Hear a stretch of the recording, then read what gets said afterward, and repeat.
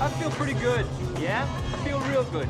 Those guys were... A car so beautiful it made a grown man cry on screen. A Ferrari that the entire audience fell in love with in under 4 minutes. And a story that ends not in a museum, not in a private collection with climate control and velvet ropes, but in a courtroom, a salvage debate, and one of the most audacious acts of cinematic deception Hollywood has ever quietly admitted to. The car you loved was never what you thought it was. And what happened to it after the cameras stopped rolling is somehow even more interesting than the film. Hi, my name is Johnny, and this is American Muscle. The film, the scene, the mythology. Let's start with the film itself, because you cannot understand what happened to the car without understanding what the car meant inside the story. 1986. John Hughes is coming off a run that no director in Hollywood history has matched for pure cultural velocity. 16 Candles, The Breakfast Club, Weird Science, all in a 2-year window. And now he writes and directs Ferris Bueller's Day Off, a film about a teenager who skips school, borrows his best friend's father's Ferrari, and spends a perfect day in Chicago doing everything a 17-year-old dreams about doing. It is a fantasy, a very specific, very American fantasy, and the Ferrari is the physical object that makes the fantasy real. The setup is almost unbearably perfect. Cameron Fry's father is emotionally absent, obsessively present in exactly the wrong way, and the object of his love is not his son. It is a Ferrari sitting in a glass-walled garage, like a museum piece. A car that has never been driven. A car that exists to be looked at and never touched. Ferris's entire argument, stated out loud to Cameron's face, is that the car exists to be driven. Life moves pretty fast. You know the rest. The garage scene is legitimately one of the best pieces of visual filmmaking in 1980s American cinema. Cameron standing in front of that car, the slow approach, the reflection in the bodywork, his face going through 5 different emotions in about 8 seconds. And the Ferrari just sitting there under the light, red and low and absolutely breathtaking, doing absolutely nothing except being exactly what a Ferrari is supposed to be. By the time Ferris, Cameron, and Sloan are cruising through downtown Chicago with the top down and the engine singing, you are not watching a movie anymore. You are watching wish fulfillment in its purest form. And the car is doing all the heavy lifting. Hughes understood that. He wrote the Ferrari into the script before he had figured out how to get one. That detail matters enormously, and we will come back to it. The real car. What was a 250 GT California Spider actually worth?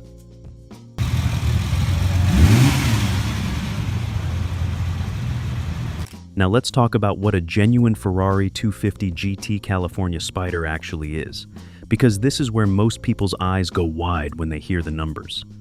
The 250 GT California Spider was built by Ferrari between 1958 and 1963. Pininfarina designed the body. Scaglietti fabricated it by hand. The engine was a 3-liter Colombo V12, producing approximately 240 horsepower, which does not sound revolutionary until you remember that this was 1958 and the car weighed almost nothing. There were 2 distinct versions, the long wheelbase cars built from 1958 to 1960 and the short wheelbase cars built from 1960 to 1963.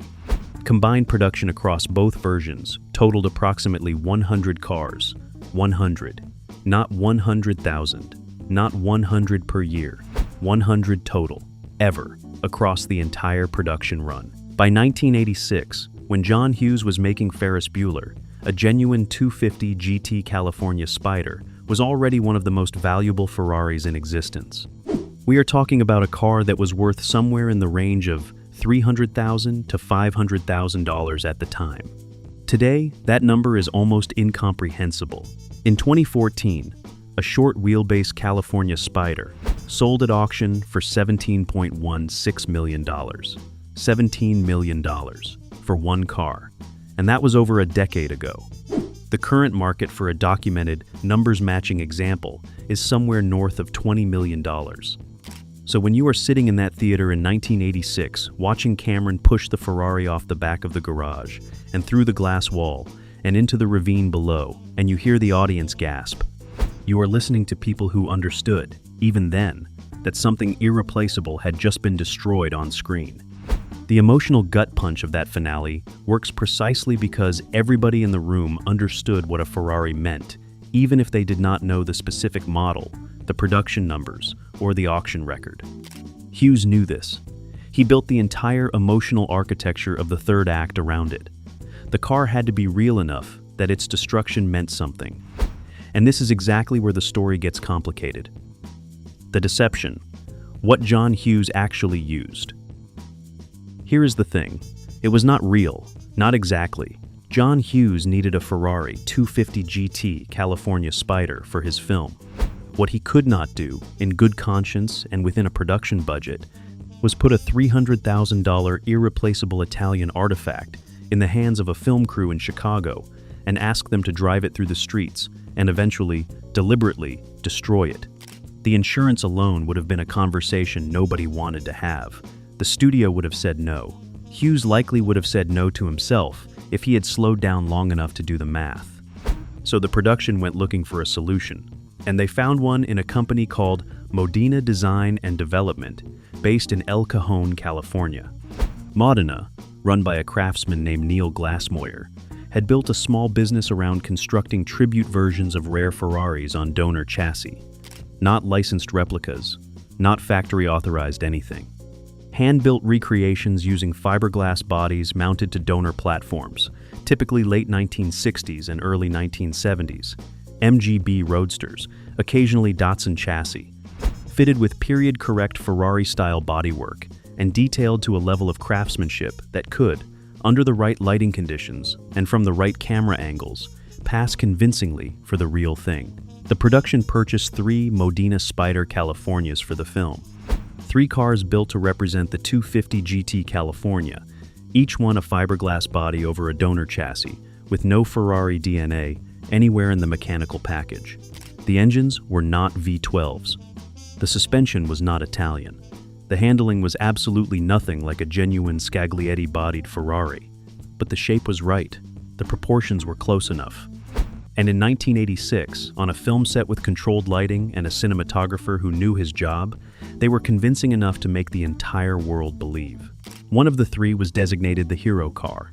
This was the car used for the close-up work, the garage scenes, the interior shots, the moments where the camera needed to live with the machine. The other 2 were built for sequences that would put the cars at risk. The driving scenes through Chicago, the valet sequence, the parking garage. And one, the one at the end of the film, was built specifically to be destroyed, to go through the glass, to fall into the ravine, to end the movie. Which means the car you watched Cameron push off the back of the garage was already a sacrifice. It was built to die. It was never going to survive the production. And the people who built it knew that from the first day. I want to sit with that for a second because it is actually kind of poetic in a very strange way. A car built to be destroyed in service of a story about a car that gets destroyed. The replica lived out the metaphor of the original. You genuinely cannot make this stuff up. And if you could, John Hughes probably already did. The aftermath. What happened to the replica hero cars?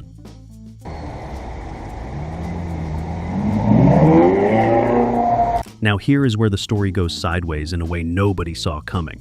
And I mean nobody. After production wrapped on Ferris Bueller, the surviving hero car, the Modena Spider California, that had served as the primary close-up vehicle throughout filming, did not go into a studio archive. It was not flagged for preservation. It did not end up behind glass at Universal Studios with a plaque and a velvet rope. This was 1986. Studios did not think that way about working vehicles. You have heard this story before on this channel. The cars get used, the production closes, the cars get moved. The hero car was eventually sold. And here is where the myth starts to build, because for years the story circulated in Ferrari collector circles and automotive enthusiast forums that at some point, someone tried to sell the Hero Modena replica by representing it, or at least allowing buyers to believe that it was a genuine Ferrari 250 GT California Spider. Which, to be very clear, it absolutely was not even close. A fiberglass body over an MGB chassis is not a Ferrari by any definition that any court, any insurer, or any serious collector would recognize. Whether that misrepresentation was deliberate or the result of the car simply passing through enough hands that its actual identity got lost in the paperwork is a question that does not have a clean answer. What does have a clean answer is what happened next. The car ended up in the hands of a buyer who paid serious money for it, believing, or at least hoping, they were buying something with genuine Ferrari provenance. They were not. And when that became clear, the lawyers got involved. There were legal disputes surrounding the car's identity and its sale. The specifics of those proceedings were not publicly resolved in a way that generated major headlines, which is honestly typical for disputes in the collector car world, where everybody involved has a strong financial incentive to keep the details quiet. Settlements happen, terms get sealed, cars change hands, and the paper trail gets complicated in ways that conveniently obscure who knew what and when. What is not in dispute is that the hero car, the Modena Spider California from Ferris Bueller's Day Off, spent years in a kind of identity limbo. A car that the whole world associated with a genuine Ferrari. A car that was worth real money purely on the strength of that association. And a car whose actual mechanical and material reality was a fiberglass shell over a British donor chassis. The one real Ferrari on set.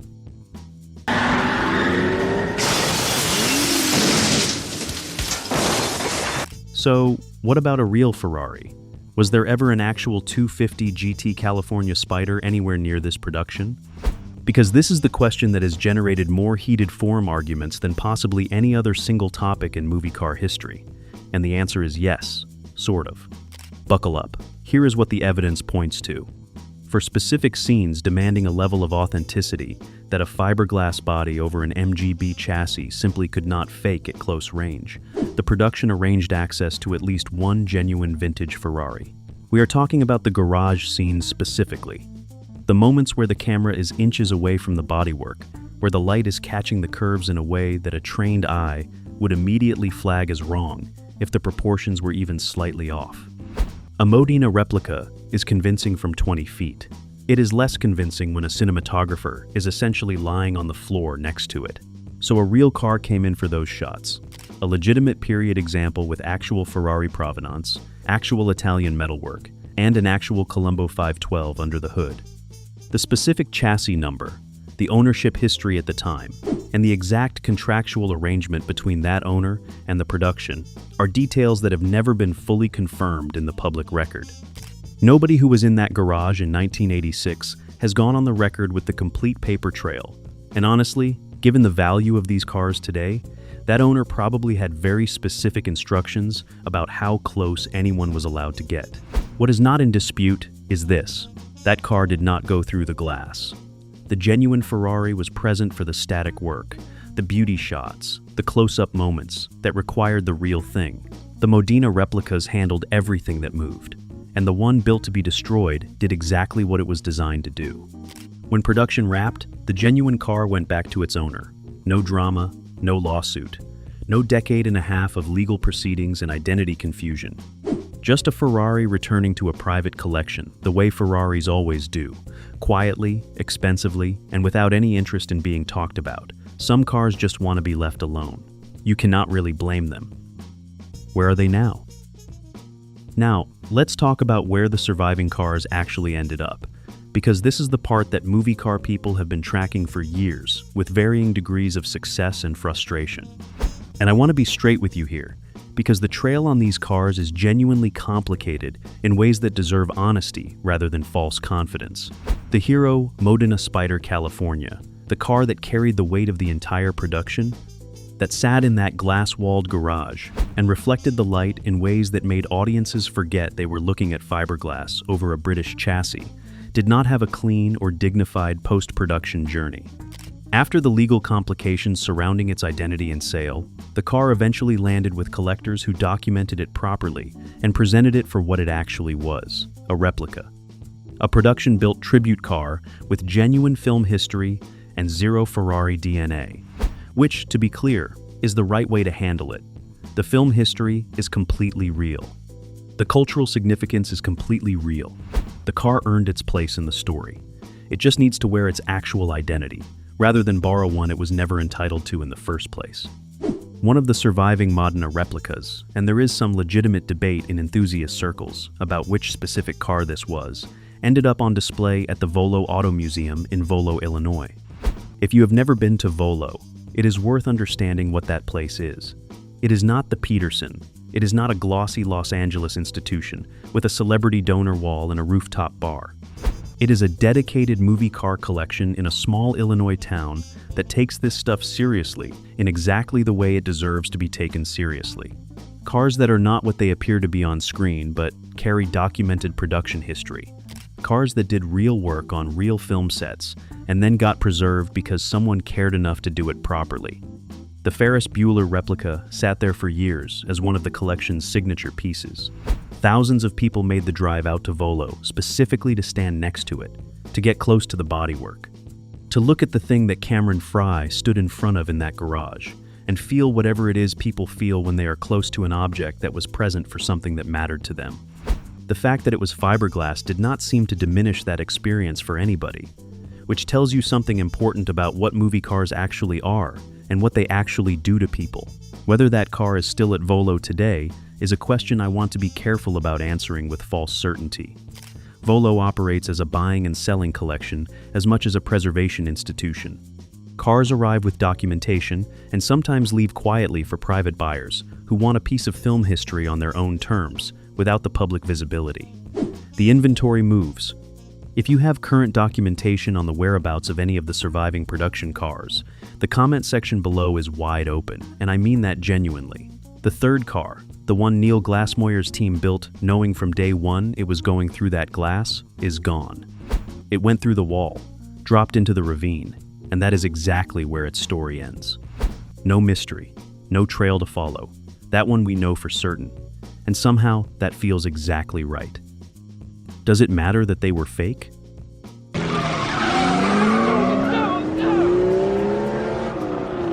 Here is the question I keep coming back to with this particular story, and it is one that does not have a simple answer. Does it matter that the car was fake? Think about it from Hughes's perspective. He needed the Ferrari to be real enough that its destruction hurt. He needed the audience to feel something when Cameron pushed it through the glass. And they did. Every single person in every single theater felt it. The gasps were real. The emotional response was real. The meaning of the moment, Cameron destroying the symbol of his father's emotional neglect, all of that landed completely. A genuine 250 GT California Spider would have done the same job, but a genuine 250 GT California Spider cannot be destroyed for a movie. It cannot be used as a vehicle for storytelling in the most literal sense, because it is too valuable, too rare, too irreplaceable to be put at risk. The Modena replica made the story possible. Without it, Hughes either does not make the film the way he envisioned it, or he makes it with a lesser car that does not carry the same weight, and the ending does not hit the same way. There is an argument to be made that the replica was actually more honest to the film's themes than a real Ferrari would have been. Cameron's father did not love his son. He loved the idea of perfection, the untouched object, the thing behind glass that nobody was allowed to touch. A symbol does not need to be made by Scaglietti and Modena. It needs to look the part and carry the weight. The Modena Spider California looked the part. It carried the weight. It did everything the story asked of it, and then it went through the glass. 3 Modena replicas built in El Cajon, California. One designed from the first day to be destroyed on a film set in Chicago. One that spent years in identity limbo, passed through legal proceedings, and eventually surfaced as a documented piece of film history. One displayed in a museum in small-town Illinois, where families drove from across the Midwest to stand next to a fiberglass shell and feel something they could not quite explain. And one genuine vintage Ferrari that showed up for the static shots and then went quietly back to its collection, like it had never been anywhere near a film crew. And somewhere underneath all of it, a story about a kid who pushed his father's most prized possession through a glass wall, not because he was angry and not because he was reckless, but because he finally decided that his own life was worth more than his father's approval. Hughes needed a car, beautiful enough that its destruction would mean something. He found one. Or rather, he had one built. And it worked so completely that nearly 40 years later, people are still driving to museums in Illinois trying to figure out where it went. The 250 GT California Spider did not exist in that garage, but everything it represented absolutely did. Life moves pretty fast, so do the cars. If this one hit different for you, drop a comment below and subscribe to American Muscle. We go where the cars are. We will see you in the next lane.